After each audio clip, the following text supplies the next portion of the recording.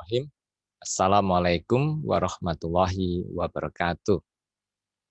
Kali ini kita akan bicara mengenai disrupsi digital di bidang manufaktur. Nah, ketika kita bicara disrupsi, memang salah satu yang pertama terfikir itu bidang manufaktur. Karena disrupsi tidak terlepas dari istilah industri 4.0 atau industri 4.0.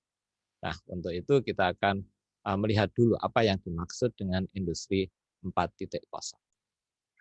Di sini kita bisa melihat 4 revolusi industri. Yang pertama, revolusi industri yang pertama itu terjadi pada saat ditemukannya mesin mekanis.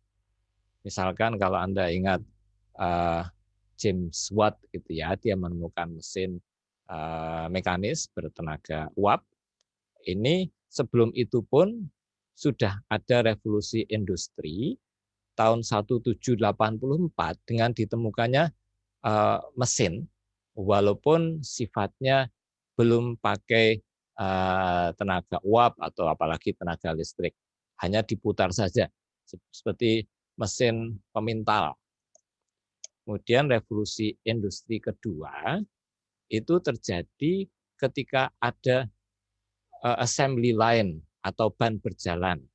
Jadi tadinya satu orang itu akan melakukan proses terhadap produk dari awal, dari pengolahan bahan mentah menjadi bahan jadi. Dengan adanya konsep pembagian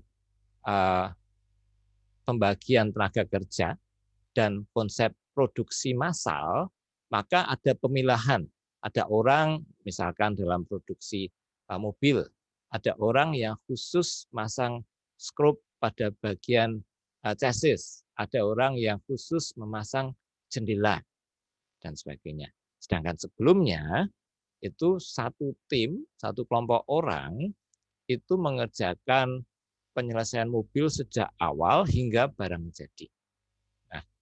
Pertama kali konsep ini digunakan sebetulnya bukan di mobil yang diinisiasi oleh Ford itu dengan Model T, tapi sejak tahun 1870 ketika digunakan mesin untuk melakukan pemrosesan daging hewan, termasuk juga ketika melakukan penyembelihan hewan di Cincinnati. Kemudian revolusi industri ketiga terjadi ketika digunakan PLM atau Programmable Logic Controller, ini tahun 69, digunakan perangkat elektronis pakai chip, tapi saat itu masih cukup besar, untuk melakukan otomatisasi pada produksi. Contohnya misalkan penggunaan robot, tapi tahun 69 masih sederhana sekali ya. Baru mulai tahun 2000-an lebih, itu muncul revolusi industri keempat yang menghadirkan sistem-sistem cyber physical, menggunakan cyber, menggunakan internet.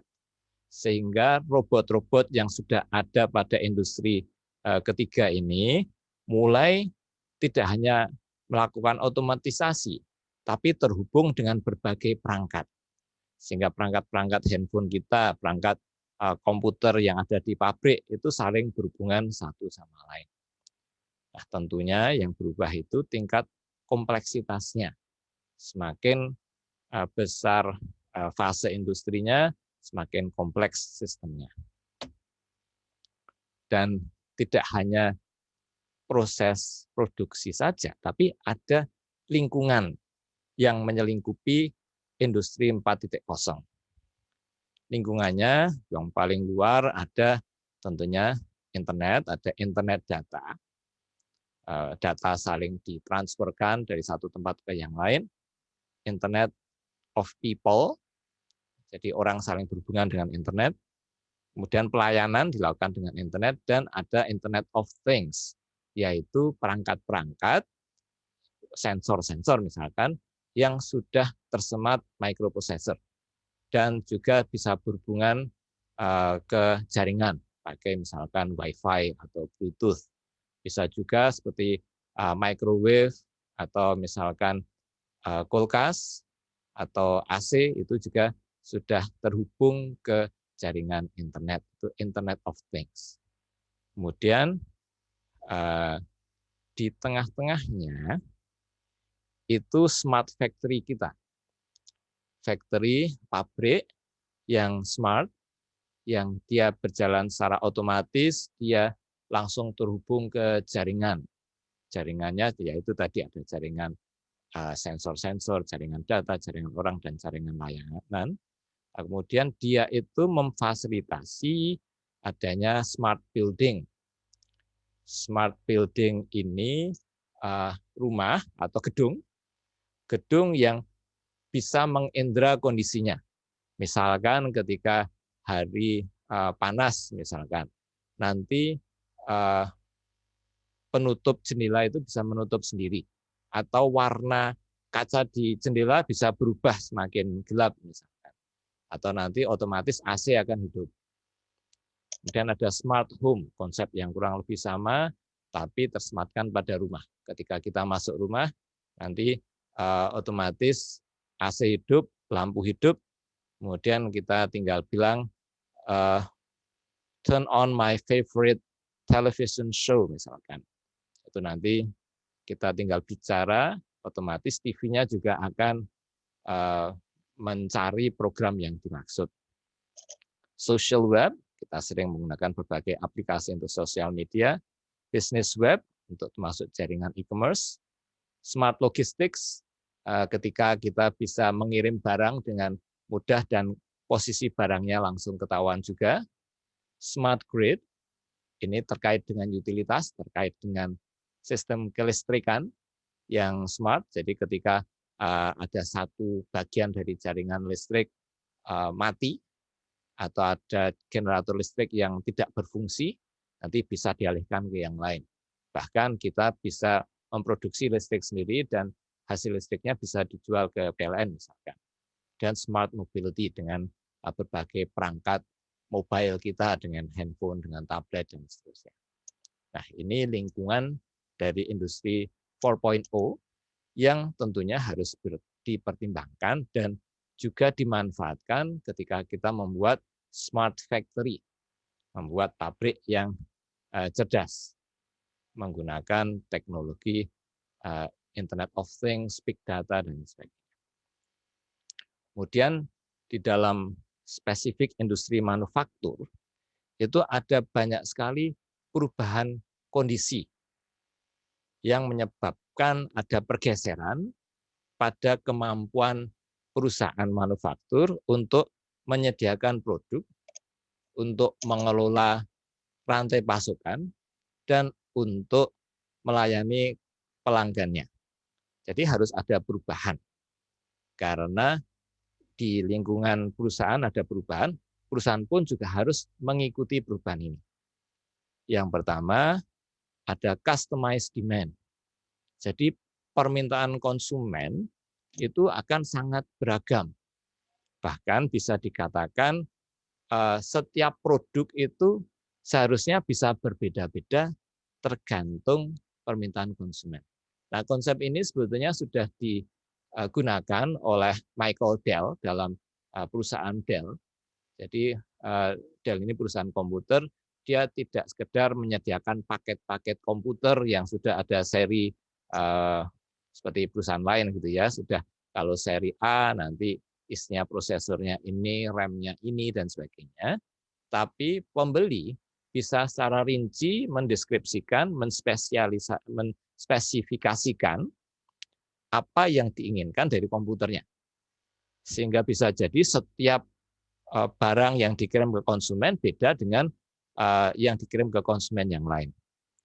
Juga contohnya ada perusahaan di mobil di Eropa, itu mobilnya belum ada ketika konsumen pesan lewat aplikasi dan lewat website, dia secara spesifik konsumennya pesan mobil model ini, warna ini, tempat duduknya, joknya seperti apa, pakai peleknya apa, bannya apa, dan seterusnya. Baru ketika pesanan itu diberikan oleh konsumen, maka perusahaan membuat mobil sesuai dengan spesifikasi yang diberikan oleh konsumennya. Dan dalam 24 jam jadi. Nah, ini ada perubahan tingkat kustomisasi. Sekarang bukan lagi produksi massal, tapi kustomisasi massal. Nah, yang juga bisa digunakan untuk memenuhi kebutuhan konsumen seperti itu 3D printing. 3D printing ini cukup menarik karena berarti setiap produk itu bisa dibuat berbeda dan biaya untuk membuat berbagai suku cadang atau berbagai bentuk produk yang beda itu kecil sekali. Tidak perlu membuat cetakan misalkan. Tidak perlu juga nanti cetakan itu di besi dicorkan ke dalam cetakan dan seterusnya yang makan waktu. Tapi cukup softwarenya aja diubah dalam software bentuk yang diinginkan. 3D printing ini juga memungkinkan pengurangan jumlah barang yang ada di inventory, yang ada di gudang. Karena barang tidak perlu disimpan lama-lama, cukup ketika dibutuhkan di-print saja. Kemudian juga akan mempengaruhi logistik. Kenapa? Karena ketika suatu perusahaan perlu menyediakan suku cadang ke konsumennya, tidak perlu dikirim barangnya dari pabrik, tapi suku cadangnya cukup di-print aja langsung di dealernya atau di garage, di cabang perusahaan di kota tersebut yang menyediakan spare part-nya. Dan tidak perlu disimpan, langsung dicetak ketika dibutuhkan. Nah, ini akan mengubah paradigma juga. Kemudian produk juga ternyata berubah. Produknya tadinya itu kan produk barang-barang yang sederhana gitu ya. Tapi sekarang produk yang dihasilkan oleh perusahaan itu cenderung lebih smart. Kalau refrigerator atau kulkas, lemari pendingin, itu biasanya ya isinya hanya komponen-komponen untuk pendinginan ya. Tapi sekarang pakai prosesor di dalamnya. Dia yang baru-baru itu bisa mendeteksi barang apa saja yang ada di dalamnya, kemudian dia bisa melihat barang apa yang mulai habis, kemudian juga dia bisa, kalau perlu barangnya habis, dia terkoneksi ke internet, terkoneksi ke toko, dan bisa langsung pesan pada toko untuk menyediakan barang yang habis. Susunya habis misalkan, atau tempenya habis misalkan, nanti pesan pada toko langganan, nanti akan dikirimkan barangnya datang ke depan pintu. Misalkan seperti itu. Sekarang sensor dan seterusnya itu juga banyak sekali. Bahkan sensor-sensor yang disematkan di dalam tembok gedung pun itu juga sudah banyak. Nah, produknya itu semakin lama kan semakin cerdas. Bahkan yang namanya beton pun juga semakin cerdas juga ya. Nah, ini juga memungkinkan untuk mengikuti kondisi produk selama masa hidupnya. Sehingga perusahaan itu bisa memperoleh metadata, memperoleh data tentang kondisi produk selama masa hidupnya dan bisa digunakan untuk memperbaiki produk pada siklus produksi ke depan. Bahkan dia bisa tetap menjalin hubungan dengan konsumen karena perusahaan itu selalu memantau kondisi produknya. Ini terjadi pada sebagai contoh di perusahaan yang menyediakan turbin. General Electric menyediakan turbin untuk misalkan pembangkit tenaga listrik gitu ya. Karena di situ ada prosesornya, General Electric bisa melihat kondisi turbinnya apakah macet atau tidak, dan ketika ada kemacetan, ada kerusakan, dia bisa langsung mengirimkan tim untuk membenahi, untuk menservis. Nah, berarti produknya tidak hanya berupa barangnya, turbinnya, tapi juga layanan. Dan itu bisa diberikan sepanjang hidup, daur siklus hidup barang tersebut. Ini juga potensi keuntungan lebih bagi perusahaan. Kemudian dengan menggunakan metode manufaktur yang lebih canggih, maka dia bisa mengurangi biaya produksi, termasuk penggunaan robot, termasuk penggunaan material yang lebih efisien, dan juga ada additive manufacturing, itu semacam 3D printing, tapi dengan skala produksi tingkat pabrik yang lebih besar. Bahkan dengan additive manufacturing atau 3D printing ini, sekarang sudah mulai dibuat roket. Roket yang membawa satelit ke luar angkasa itu sudah mulai bisa di print dengan 3D printing. Rumah juga sudah mulai di 3D printing. Itu additive manufacturing karena biasanya yang namanya manufaktur ada blok besi nanti dibubut. Itu subtractive manufacturing. Dikurangi kan malah. Kalau ini ditambah sedikit-sedikit dari nol ditambah sedikit-sedikit menjadi satu barang. Kemudian juga akan mengubah ekonomi atau dalam artian ini perekonomian dari rantai nilai. Ini tadi sudah sempat disinggung tentang intermediari. Jadi hilangnya penengah, hilangnya posisi misalkan distributor misalkan atau dealer, tapi perusahaan atau pabrik bisa langsung berhubungan dengan konsumen. Kemudian adanya sensor, adanya Internet of Things juga akan menyebabkan perubahan rantai nilai. Termasuk juga rantai nilai dalam hal pengelolaan logistik juga akan terpengaruh. Nah, di sini bisa kita lihat secara ringkas manfaat dari disrupsi digital bagi manufaktur. Ada biaya yang lebih rendah, biaya energi, penggunaan energi yang lebih rendah. Kemudian inventory atau simpanan barang di gudang akan lebih sedikit juga, sehingga biaya penyimpanan barang di gudang juga tentunya berkurang. Karena misalkan dengan just in time manufacturing itu, kita tidak perlu menyimpan barang di gudang, tapi cukup ketika barang dibutuhkan untuk proses produksi, langsung barangnya datang. Itu karena ada komunikasi yang lebih bagus antara supplier dengan pabrik.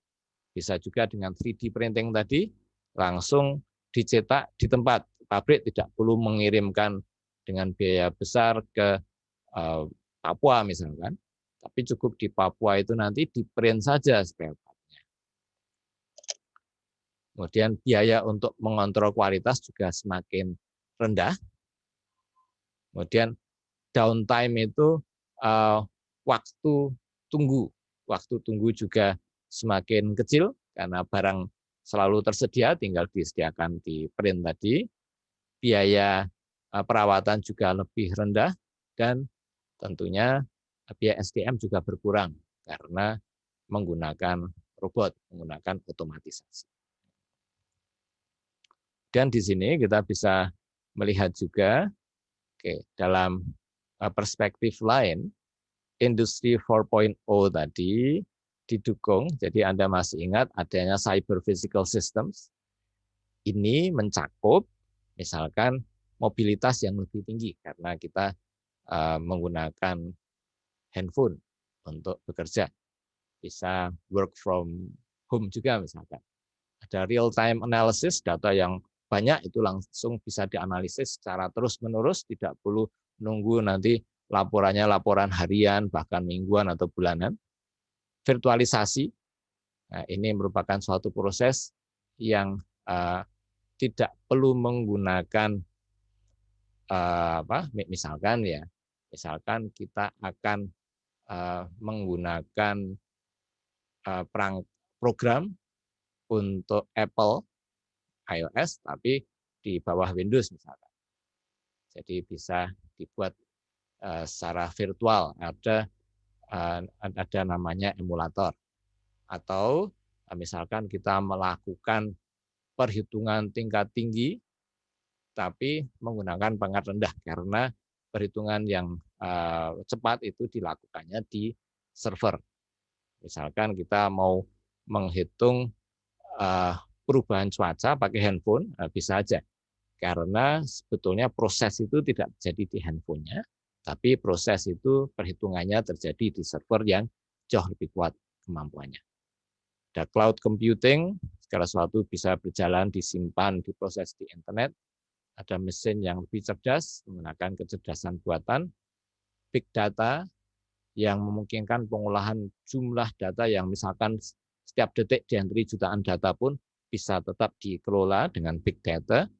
Ada perangkat untuk berkolaborasi, misalkan kita menggunakan perangkat media sosial untuk komunikasi, untuk seperti semacam Zoom, MS Teams, Big Blue Button untuk berkunjung, berbincang, diskusi satu sama lain, via sensor yang menurun, dan masalah keamanan yang harusnya bisa semakin diperhatikan. Nah, ini ada pandangan lain juga tentang itu. Nah, di sini kita melihat adanya perubahan proses manajerial yang terjadi dari satu industri, satu fase revolusi industri ke fase yang lain. Awalnya dulu kalau tahun 70-an yang ada itu design and production automation. Oke, yang penting itu produksi dan desain. Kemudian setelah itu dekade berikutnya ada kebutuhan untuk pembelian. Berikutnya ada kebutuhan untuk marketing, berikutnya ada kebutuhan untuk pengelolaan logistik, dan yang paling akhir ada kebutuhan tambahan untuk mengelola sales atau penjualan.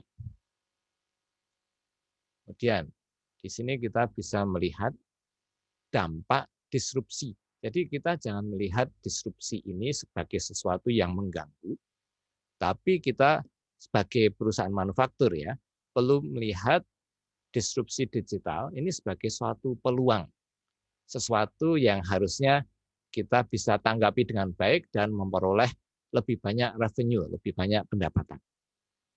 Diperkirakan adanya perubahan pola kerja, adanya disrupsi digital ini menghasilkan nilai tambah itu sebesar 370 miliar dolar dalam 4 tahun. Jadi jumlah perusahaan-perusahaan yang mau bertransformasi itu mereka akan memperoleh kelebihan, memperoleh keuntungan lebih, itu senilai itu 370 miliar dolar, jumlah yang luar biasa besar kalau dikalikan misalkan 14.000, 15.000. Kemudian dari 2.000 perusahaan manufaktur, sebagian besar 86% dari 2.000 perusahaan manufaktur itu dengan memanfaatkan dengan menanggapi disrupsi digital ini dengan baik, itu akan memperoleh pengurangan biaya dalam 5 tahun ini. Ini penelitiannya dilakukan tahun 2018. Kemudian 50% dari perusahaan global itu setelah menerapkan teknologi modern dalam tahun 2020. Dan ini basisnya menggunakan kemampuan untuk manajemen data. Nah, itu sebagai gambaran awal mengenai pengaruh disrupsi digital pada industri manufaktur. Dan ini bisa menjadi awalan untuk bahasan-bahasan kita selanjutnya. Terima kasih dan wassalamualaikum warahmatullahi wabarakatuh.